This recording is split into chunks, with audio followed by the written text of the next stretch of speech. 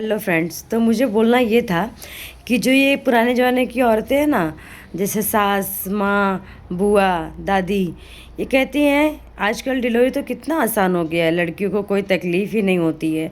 अभी हॉस्पिटल जाती है, 1 घंटे बाद पता लगा डिलीवरी हो गया। तकलीफ़ तो हमारे टाइम पे होती थी, जब हम आठ आठ 10 10 घंटे दर्द झेलते थे, बाद में नॉर्मल डिलीवरी होती थी। तो उसके बाद का जो तकलीफ़ होता था, दर्द तो हम झेलते थे डिलीवरी के टाइम पे। आजकल की लड़कियां जाती हैं तुरंत 1 घंटे में डिलीवरी आती है, और सीज़र से, और सीज़र में तो कुछ दर्द का पता भी नहीं चलता है। लेकिन उनको ये नहीं पता, जो सीज़र का दर्द होता है वो दर्द अगर तुम झेली होती तो तुम्हें समझ में आता है कि सीज़र में क्या दर्द होता है। सीज़र तो उस टाइम तो एनेस्थीसिया देकर सीज़र ऑपरेशन कर दिया जाता है, लेकिन डिलीवरी के बाद जब दवा का असर उतरता है तो जो पेन होता है ना, वो सिर्फ वही बता सकता, वही लड़की बता सकती जिसका ऑपरेशन से डिलीवरी हुआ है। बाबा, मैं तो मेरा सोचकर मेरी रूह कांप जाती है कि मेरी क्या कंडीशन हुई थी उस समय पे, जब मेरा सीज़र हुआ था। कुछ टाइम जब तक मेरा एनेस्थीसिया का असर था तब तक तो ठीक था, मतलब पैर से तो कमर के नीचे तो पता ही नहीं चलता कि बॉडी है भी अपनी।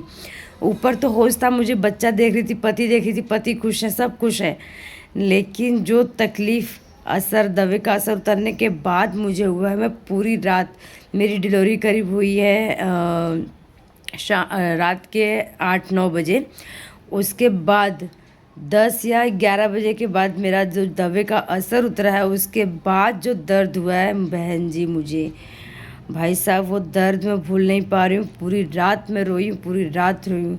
और जब डॉक्टर ने फ़र्स्ट टाइम उठकर बैठने के लिए कहा, जब बोला कि जब आप फर्स्ट टाइम उठ के बैठोगी उसके बाद ही आपको पानी मिलेगा, और प्यास तो इतनी तेज़ लगी थी कि पूछो मत।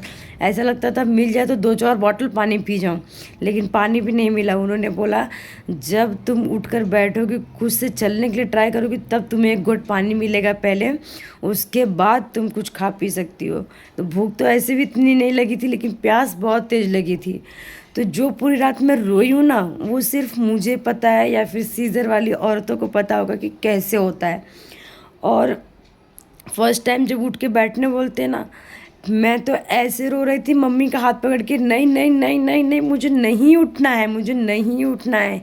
ये कंडीशन थी मेरी। जैसे तैसे मैं उठ के बैठी। उसके बाद जब खड़ा होने के लिए कहा गया, ऐसा लगा जैसे मैं धरती पे पहली बार कदम रख रही हूँ। वो कंडीशन होती है एक लेडीज़ की सीज़र के बाद। ऐसे वो खुद को संभाले या बच्चे को संभाले, उसको खुद समझ में नहीं आता है। और ये औरतें कहती हैं सीज़र बहुत आसान है। नहीं, आप नहीं समझ सकती उस तकलीफ़ को। आपने जो झेला वो डिलीवरी के पहले झेला दर्द, और हम जो झेलते हैं वो डिलीवरी के बाद तक झेलते हैं।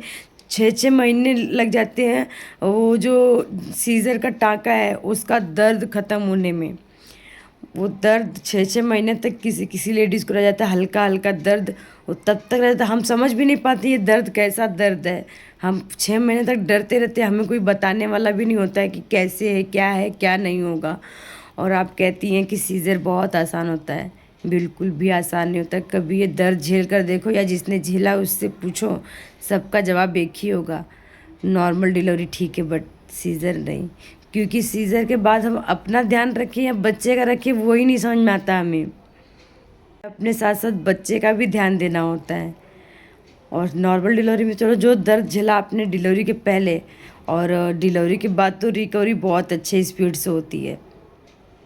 मैं ये नहीं कहती कि नॉर्मल डिलीवरी में बहुत आसान होता है, सब कुछ आसान होता है, नहीं, बिल्कुल आसान नहीं होता है। डिलीवरी कोई भी हो, आसान कुछ नहीं होता है, चाहे वो सीज़र हो चाहे नॉर्मल हो।